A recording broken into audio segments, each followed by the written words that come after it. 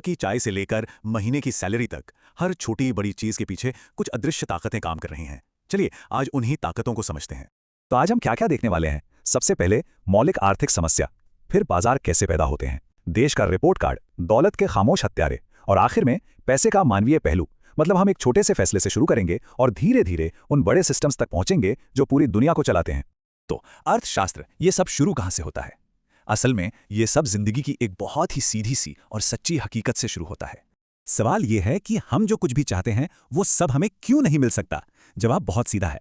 हमारी ख्वाहिशें तो आप जानते हैं कभी खत्म नहीं होती, लेकिन दुनिया में जो संसाधन हैं, चाहे वो समय हो, पैसा हो या कोई भी सामान, वो तो लिमिटेड है ना। और बस इसी एक प्रॉब्लम को, इसी कमी को अर्थशास्त्र की भाषा में अभाव या स्कैसिटी कहते हैं। सच तो यह है कि पूरा का पूरा अर्थशास्त्र सिर्फ इसी एक शब्द की वजह से बना है। अच्छा, इसको एक उदाहरण से समझते हैं। मान लीजिए रवि एक स्टूडेंट है और उसके पास आज रात सिर्फ 3 घंटे हैं। अब इसी कमी की वजह से उसे एक बड़ा मुश्किल फैसला लेना पड़ेगा। उसके पास 2 ऑप्शन है, या तो वो दोस्तों के साथ नई वेब सीरीज देख ले या फिर कल जो फाइनल एग्जाम है उसके लिए पढ़ाई कर ले। अब जाहिर है वो दोनों काम एक साथ तो नहीं कर सकता। एक को चुनने का मतलब है दूसरे को छोड़ना, हमेशा के लिए। और यहीं पर आती है अवसर लागत या अपॉर्चुनिटी कॉस्ट की बात।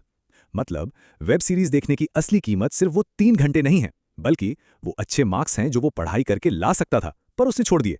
यही है असली कीमत। ठीक है, तो अगर हर किसी के पास संसाधनों की कमी है तो फिर ये पूरा समाज काम कैसे करता है? मतलब हम सब आगे कैसे बढ़ते हैं, तरक्की कैसे करते हैं? इसका जवाब है व्यापार। एक और उदाहरण लेते हैं। मान लीजिए रवि को वीडियो एडिटिंग बहुत अच्छी आती है, पर उसके पास किराया देने के लिए पैसे नहीं हैं। दूसरी तरफ अमित है, जिसके पास पैसे तो हैं पर वीडियो एडिट करने का बिल्कुल टाइम नहीं।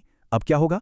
रवि अमित के लिए वीडियो एडिट करेगा और अमित उसे पैसे देगा। दोनों का काम हो गया। इसे कहते हैं विन विन सिचुएशन। अब देखिए ये बाजार में कैसे काम करता है। प्याज का उदाहरण लेते हैं। मान लीजिए भारी बारिश हुई और प्याज की आधी फसल खराब हो गई, तो क्या होगा? बाजार में प्याज कम हो जाएगा पर खरीदने वाले तो उतने ही हैं। नतीजा, प्याज की कीमत मान लीजिए 20 रुपए से सीधे 100 रुपए किलो पहुंच गई। अब ये देखकर किसानों को लगा कि अरे वाह, इसमें तो बहुत मुनाफा है। तो अगले साल सबने मिलकर सिर्फ प्याज ही उगाया। अब बाजार में इतना प्याज आ गया कि खरीदने वाले कम पड़ गए और कीमत धड़ाम से गिरकर 10 रुपए पर आ गई।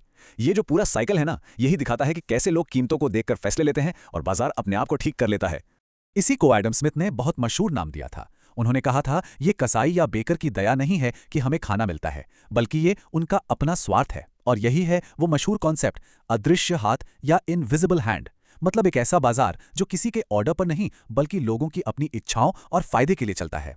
तो ठीक है, ये बाजार तो काम कर रहा है, पर सवाल ये है कि इतने बड़े और जटिल सिस्टम की सेहत को हम नापते कैसे हैं? कैसे पता चलता है कि देश की अर्थव्यवस्था अच्छी चल रही है या नहीं? इसके लिए एक बहुत ही जरूरी शब्द है जीडीपी, यानी ग्रॉस डोमेस्टिक प्रोडक्ट। आप इसे किसी देश की अर्थव्यवस्था का रिपोर्ट कार्ड समझ सकते हैं। एक तय समय में देश के अंदर जितनी भी चीजें और सेवाएं बनी, उनकी कुल बाजार कीमत ही जीडीपी है। ये जीडीपी हमें बहुत कुछ बताता है, लेकिन इसमें एक बहुत बड़ी चीज है जो पूरी तरह से नजरअंदाज हो जाती है। एक ऐसी चीज जो देश की लगभग आधी आबादी से जुड़ी है।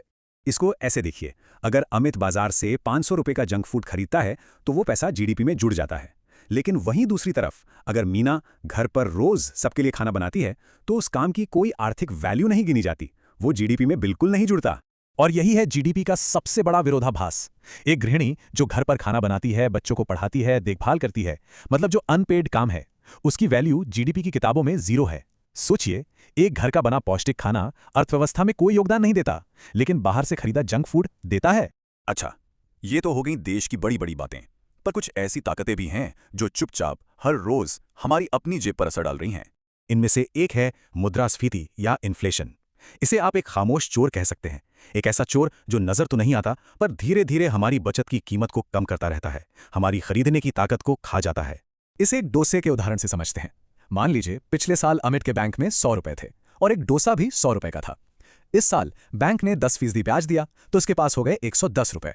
लेकिन महंगाई यानी इन्फ्लेशन 12% बढ़ गया, तो अब वही डोसा 112 रुपए का हो गया। तो हुआ क्या?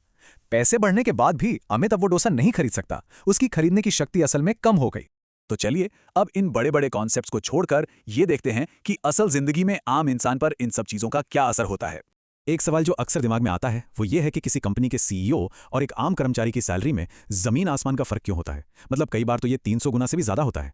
बात सिर्फ ज्यादा मेहनत करने की नहीं है, बात इस पर निर्भर करती है कि उस काम के लिए किसी दूसरे व्यक्ति को ढूंढना कितना आसान या मुश्किल है। एक अच्छा सीईओ मिलना बहुत मुश्किल है, यानी उनकी सप्लाई कम है और डिमांड ज्यादा। इसलिए उनकी सैलरी बहुत ज्यादा होती है। ये लेबर मार्केट में सप्लाई और डिमांड का सीधा सा खेल है। और इसी से हम पैसे के एक और बहुत ही मानवीय पहलू पर आते हैं, जिसे कहते हैं गरीबी का जाल। देखिए, रिसर्च बताती है कि जब कोई लगातार गरीबी और तनाव में रहता है तो उसके सोचने समझने और फैसले लेने की क्षमता पर असर पड़ता है। वो लंबे समय के फायदे के बजाय आज की तत्काल जरूरत को पूरा करने के बारे में सोचने लगता है, और यही चक्र उन्हें गरीबी से बाहर निकलने नहीं देता। तो अगर अर्थशास्त्र का मतलब कमी में सही चुनाव करना है, तो एक सवाल सोचने वाला है कि हमारी अपनी जिंदगी में हमारे फैसलों के पीछे कौन सी छिपी हुई ताकतें काम कर रही हैं। इस पूरे आर्थिक जाल को समझना ही शायद इससे बाहर निकलने का पहला कदम है।